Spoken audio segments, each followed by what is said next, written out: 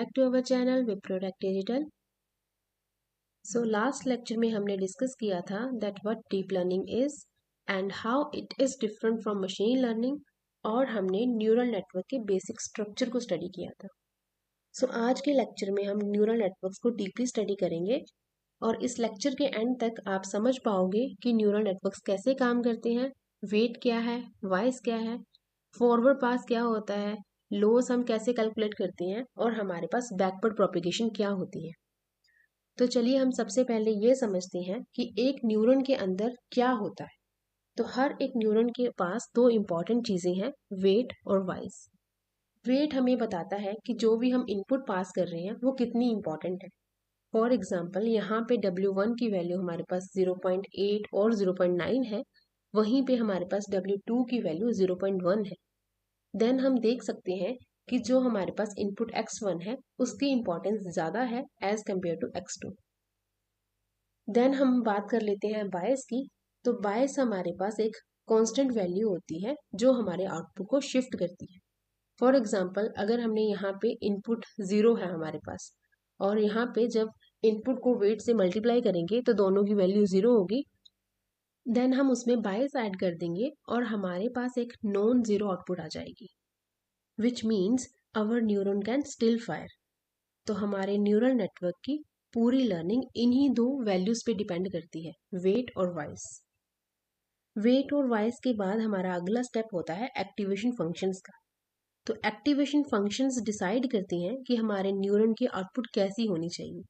ये इम्पॉर्टेंट इसलिए है बिकॉज एक्टिवेशन ही नेटवर्क को नॉन लीनियर बनाता है.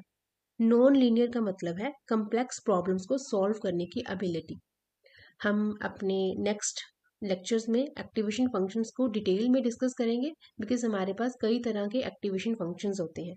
हिडन लेयर्स पे डिफरेंट एक्टिवेशन फंक्शंस लगते हैं और आउटपुट लेयर पे डिफरेंट लगते हैं. तो इनको हम अपने नेक्स्ट लेक्चर में डीपली डिस्कस करेंगे. Then we have forward propagation. Forward propagation means our data flows from input layer to hidden layer and hidden layer to output layer, and each layer transforms data from the previous layer.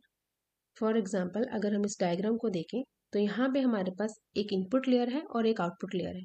तो जब भी हमारा data input से output तक flow करेगा, एक ही direction में flow करेगा, दैट मीन्स कि वो हमारे पास फॉरवर्ड पास है. फॉर एग्जाम्पल यहाँ पे हमें कुछ इनपुट दी है, जैसे हमने प्रेडिक्ट करना है कि इमेज हमारे पास कैट की है या डॉग की है. तो यहाँ पे हम इमेजेस को पास करेंगे और यहाँ पे हमारे पास एक फाइनल आउटपुट आ जाएगी कैट या डॉग. तो दैट इज फॉरवर्ड पास. तो इनपुट्स हम यहाँ पे पास करेंगे, उनको वेट्स के साथ मल्टीप्लाई करेंगे और उनमें वॉइस को ऐड करेंगे और देन हम एक्टिवेशन फंक्शन अप्लाई करेंगे और हमारे पास यहाँ पे फाइनल आउटपुट आ जाएगी. हमारे पास इनपुट्स हैं 2 और 3. x1 की वैल्यू हमारे पास 2 है और x2 की वैल्यू हमारे पास 3 है.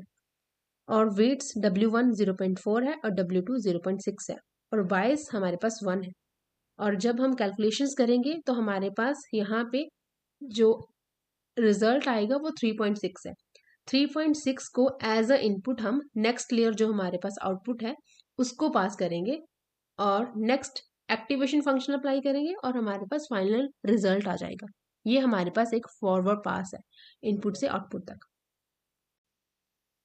तो जब हमारे पास फाइनल रिजल्ट आ जाता है तो उसके बाद हमने लॉस चेक करना होता है कि जो भी हमारे पास प्रेडिक्शंस आई हैं वो एक्यूरेट हैं या नहीं.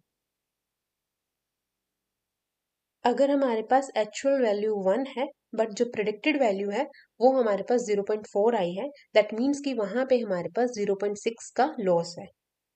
अगर लॉस हाई है तो हमारा जो मॉडल है वो वीक है. इन केस अगर हमारा लॉस बहुत कम होता है दैट मीन्स कि हमारा मॉडल स्ट्रोंग है और हम इसको यूज़ कर सकते हैं अपनी प्रेडिक्शंस के लिए. यहाँ पे हम एक सिंपल कंसेप्ट पे काम करते हैं कि मॉडल का गोल ये होता है कि लॉस को मिनिमाइज करना. जितना हमारे पास एरर्स कम होंगे उतना ही हमारा मॉडल जो है वो स्ट्रोंग होगा. नेक्स्ट हम डिस्कस करते हैं डीप लर्निंग के most important step, back propagation को.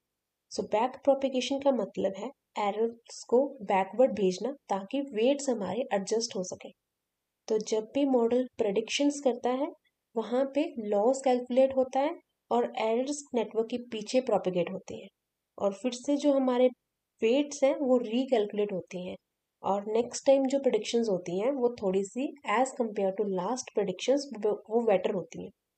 तो ये जो हमारी रेपिटेशन है वो थाउजेंड्स ऑफ टाइम चलती है। तो इन्हीं रेपिटेशंस को हम बोलते हैं ट्रेनिंग। इमेजिन कि हम किसी बच्चे को ड्राइंग सिखा रहे हैं, तो जब वो पहली बार ड्राइंग करेगा तो वो वहाँ पे बहुत सारी चीज़ें हैं जो गलत करेगा। हम उसको फीडबैक देंगे और नेक्स्ट टाइम जब वो ड्राइंग करेगा तो वो अपने आप को इम्प्रूव करेगा। तो ये वाली जो रेपिटेशंस हैं वो मल्टीपल टाइम्स चल सकती हैं, मतलब हम एक तरह से उस बच्चे को ट्रेन कर रहे हैं ड्राइंग करने के लिए। तो न्यूरल नेटवर्क भी बिल्कुल इसी तरह से सीखता है।